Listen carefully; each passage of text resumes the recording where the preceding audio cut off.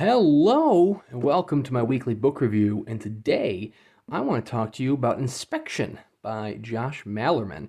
Now, this is the limited edition from Earthling Publications. Absolutely stunning edition. It is the launch of their classics, their modern classics line. I actually read the paperback ARC that I already had, but this one's a lot prettier to look at. So I did check out the introduction in this one. I checked out the illustrations in this one and just the quality in this one. So I'm going to use this one to actually talk about the novel itself. The novel was all right. I love the quality of this edition, and of the last few Malerman novels that I've read, this was the best of them. Most recently, I read Daphne, Ghoul in the Cape, and now Inspection, which, if you're not familiar with Inspection, it tells the story of what was originally 26 boys. They're down to 24 boys, the Alphabet Boys, who are raised in a tower by the Parenthood, by a figure clad in red leather, like the red leather on the cover, named DAD, D-A-D. It's the acronym, D-A-D. What's the acronym stand for? I have no idea. They never say. But anyways, they are raised in seclusion in this tower without any knowledge of women or girls or the other sex in general. They are subjected to daily inspections. Thankfully, Patrick Arrasmith's artwork here goes the PG route, whereas they're not wearing underwear in the novel itself. But the idea behind this is that they are going to be raised without any knowledge of girls, because girls and women are a distraction that will detract from the potential of the boys. And so they are developing intellectually at a much quicker rate than boys their own age out in the real world. I would also argue that, just trapping boys in seclusion where you're just teaching them 24/7, even with girls there, would probably have the same effects, but whatever. So the novel kind of kicks off with Warren Bratt, the leisure book writer in this tower. He's not allowed to leave the tower. He's getting paid handsomely, but he feels guilty about having to write these leisure books, these books that are going to teach the boys lessons without any mention of women. And, he decides to take matters into his own hands.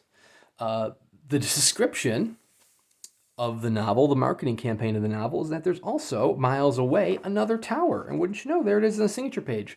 There's your other tower, in which 26 girls, it's 25 girls, are being raised without any knowledge of boys or men.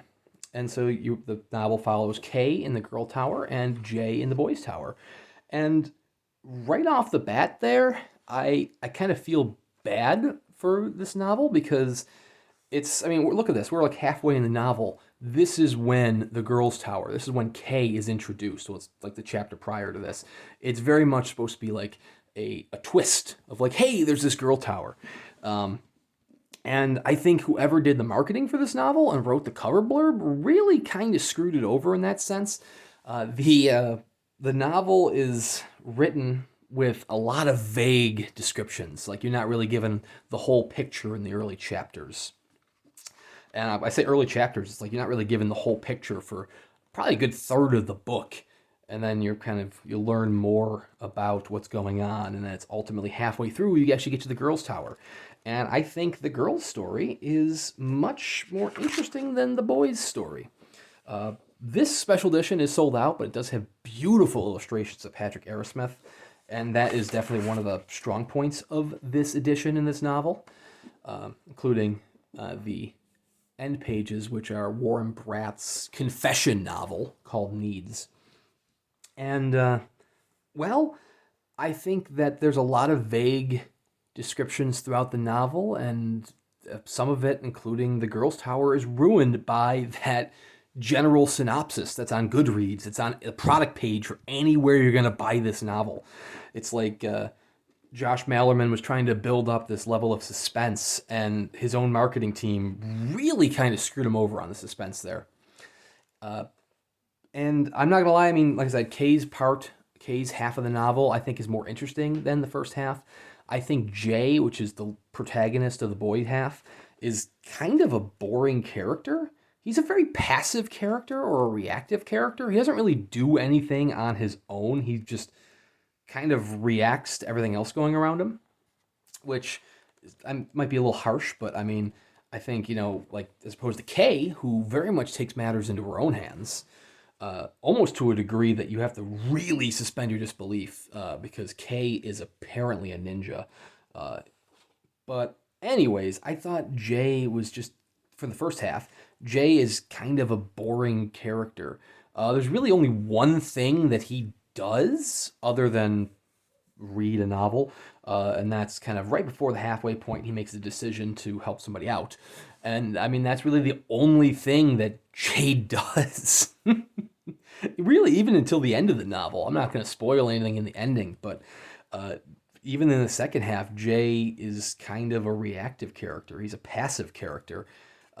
He tries to do something near the end, which doesn't really work for him, and then he is kind of helped out of a situation by other characters, just like how he spent his entire life so far. I mean, I think Kay is a much stronger protagonist, but you don't get to Kay until the second half of the novel.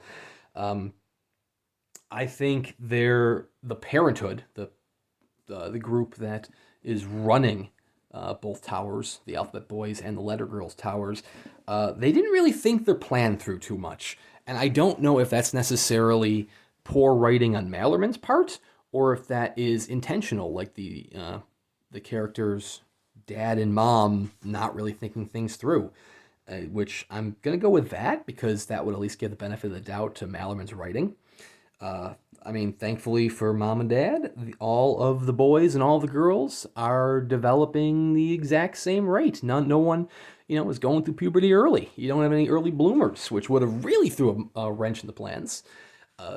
I've never thought I would talk about, menstruation during a book review, but I really don't know how the Girls' Tower is planning to account for that. You're trying to avoid the topic of the other sex or just sex in general, and, I feel like it's going to pop up.